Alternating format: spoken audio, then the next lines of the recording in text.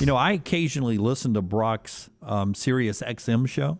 Oh, yeah? I did too. He does a great job He on really it. does. And he wasn't on the show yesterday, but they were talking about one of his I don't know the word, Brown, but it's not a commandment on the show, but it's one of Brock's. Why don't you ask Brock? It's one of Brock's beliefs. Brock, you said at one point in your show, because they were joking about it yesterday without you, that you don't trust. It was one of your confessions on the show that you don't trust anybody that doesn't do their own lawn work, yard work. Uh-oh. Is that true? 100%. No, you don't trust any of us. You got me. How much do you like coming on this show, Brock? Yeah, we're 4 for 4. It's No, called I'm the one that does it. Yeah. Okay. Yep, it's called Confessions. We do them on Thursday. Uh-huh. And Ben Hartsock is usually an absolute jewel. Have you guys had Hartsock on your guys' show yet? It's been a while. Years. It's been a while. Years Yeah, I'll ago. tell you, it's so weird. I can remember the last time he was on. It was right before Bama Ohio State played down in New Orleans. We were at the Rusty Nail. You guys remember that? I do, Ben, Ben Hartsock came on that day to preview the game, and we were like, okay, you think Ohio State's going to win? Whatever. They got a third-string quarterback playing. They're not going to beat Alabama. They won. They won that And he was game. right. Yeah. Yeah. Do your own yard work. Teach your next generation well. I want my son Titus to learn nothing. If there's nothing else that he learns from his papa, I don't really care about, quarterback mechanics or hitting a jump shot. Just watch your dad edge. Watch him mow. Watch the perfect lines in the lawn. Watch him weed. Watch him fertilize. I think there's something to be said. I'm not a man of the soil. I'm not a farmer nor a rancher, so sometimes I wish I was. But at least I can hand down him watching me work with my hands and take care of my very well-manicured lawn. Well, can I ask you, how old is young Titus? Titus is 12. Okay. Well, the reason I ask, I've got a 14-year-old, and I heard you months ago, and I meant to bring this up, how important Rocky IV was for our generation growing up. And a lot of these kids don't realize the Cold War and what was going on, and the ultimate rival was Russia. And that movie, I think to any kid in our age range, it just gives you chills even when you go back and watch it because what it meant to us. So I introduced the Rocky franchise to my 14-year-old about 2 years ago, about the age of young Titus, and he just loved the Rocky franchise. And although he didn't really grasp it to the point that we got it, he absolutely loved it. Yep, and then he probably went into Creed. Titus did that too. Yep. Don't go pat yourself on the back and be proud of you handing down Rocky. You can hand down Rocky and lawn care. Okay, you can do both of them. You can do both of those things well. Hey, speaking of Rocky IV, I stumbled across this podcast, Brock, and I just started it.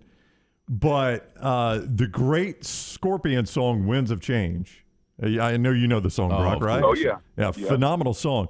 So this podcast tackles, and I did not know that this was an urban legend, that the CIA actually got the Scorpions. The CIA basically wrote the lyrics and got the Scorpions to release the song.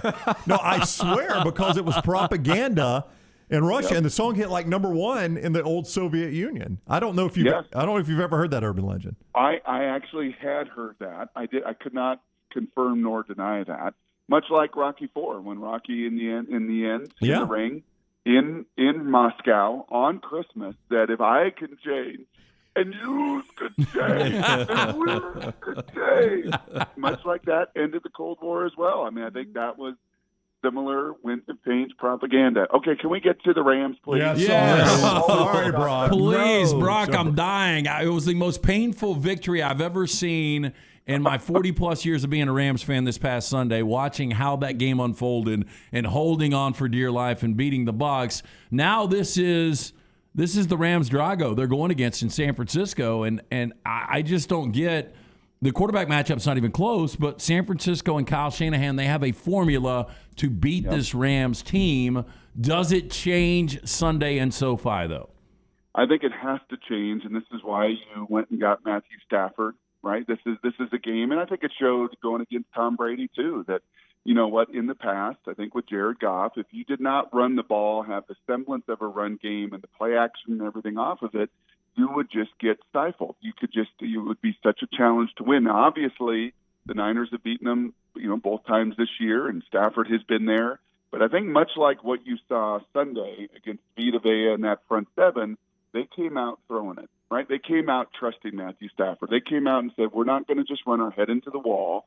And, we'll still do some of our outside zone, and we'll still incorporate some of our run game, even though our anchors fumbled twice. But Matthew, go out and win this game. Go out and use your talent, your experience in the short passing game, the intermediate passing game, and then ultimately the killer, the home run, the dagger at the end to take their soul away from them. So I think you will see a similar mindset. I think Matthew Stafford goes into this game empowered.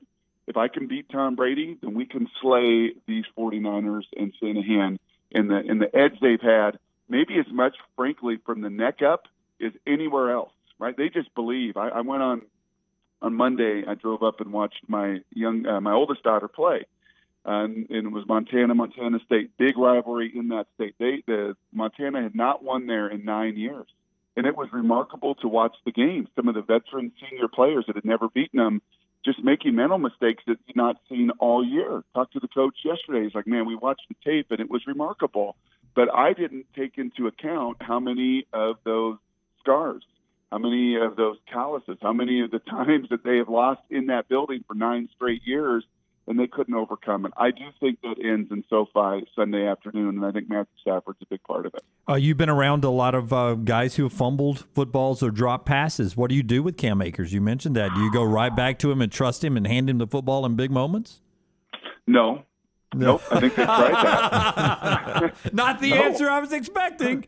No, I don't think you do. I think you tried that, and I think they even made that point in the broadcast on Sunday that, okay, he fumbled at the end of the first half. Wasn't quite as big a deal, although it sure would have been helpful, right, to totally step on their throats. But, okay, you go back to him in the second half. Well, he fumbles again. And if I remember right, and I did a few of his games at Florida State, he was like a 5-star, number 1, number 2 recruit out of Mississippi, dual-threat quarterback that transitioned to playing running back. And I think for those guys sometimes that just innate ball security you learn as a 5-year-old running back, right, tucking that ball and everything else, there's a learning curve to that. And I think also once you fumble a few times, that gets into your head just like the yips do. So, no, I don't think this is the stage where we try to have a reclamation project. This is the stage where you do everything to win. And I think that means in critical moments making sure he's not the one ball handling it. Brock Huard is with us. You can go follow him on Twitter at Brock Huard. See him on Fox. Download all of his podcasts, and he does a tremendous job with all of that. He is with us on the JohnstonRVCenter.com hotline. This just looks like an impossible spot for Cincinnati, Brock. I mean, yep. you know they've gotten here. It was an improbable win at Tennessee, the way all of that went down, getting sacked 9 times and still finding a way to win the game. But, boy, it just feels like the train stops here in Kansas City. I would agree. I think the only positive is that it's certainly the belief and the thought, I think, by the masses is you've got no chance. And we always know, especially in this day and age with that age group, if you want to put a bigger chip on their shoulder, go right ahead at your own peril. I think the other reality is you did Kansas City an unbelievably emotional game. I mean, if this were college football, and I know these are pros, but they're still humans.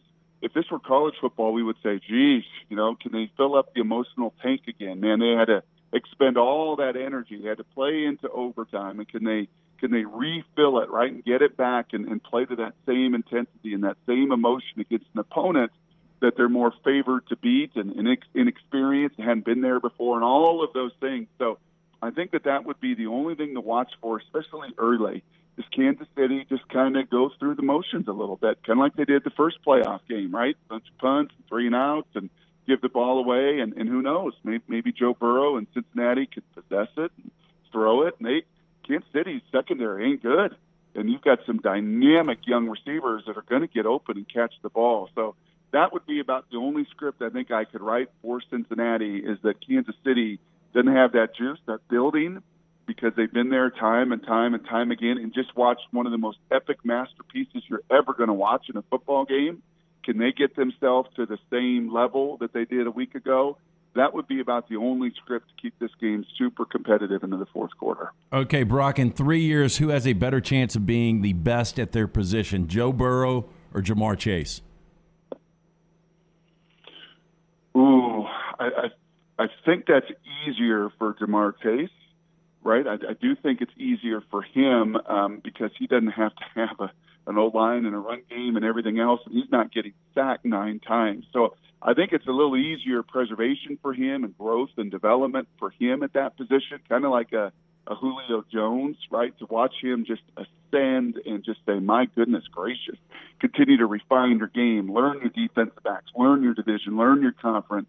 I think it's probably a little easier for him to ascend to that. Now he needs Joe Burrow to stay upright, right? He needs Joe Burrow to stay healthy.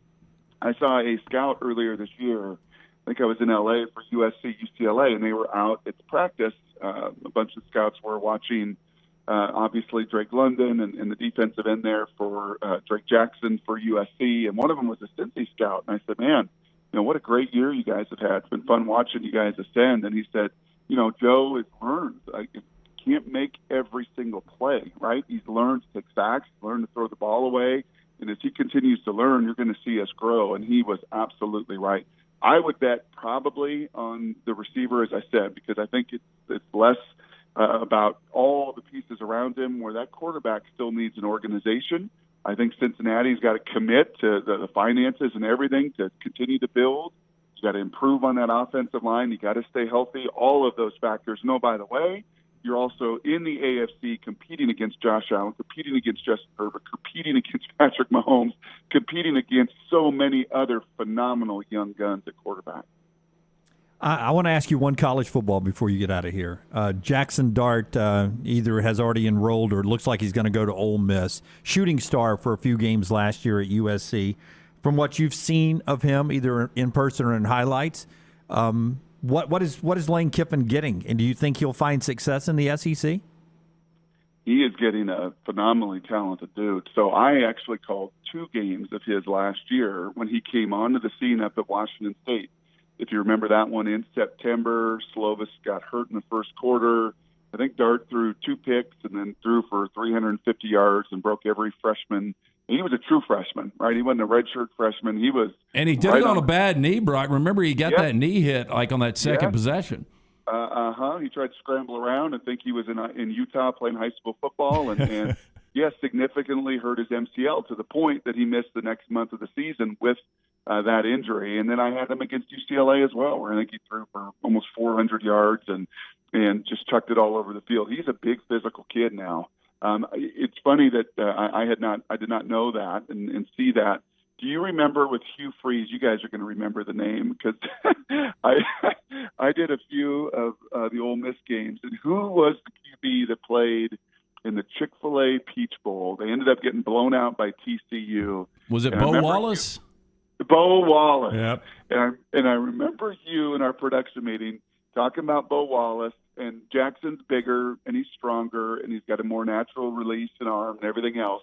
But they are of the similar hairstyle. They are of the similar charisma and flair. And I remember you saying, "Oh, Bo was all boy. Bo was all boy." And I was like, "Well, what does that mean?" I'm from the Pacific Northwest. What does all boy mean? He's like, "Oh, he's just a wild stallion. Like he may throw it anywhere and everywhere, but he's all boy." And I think Jackson, old Oxford and Ole Miss, is going to get he's not all boy. He's a lot of grown man in him, but he is a very, very talented guy that's going to fit in that system incredibly well.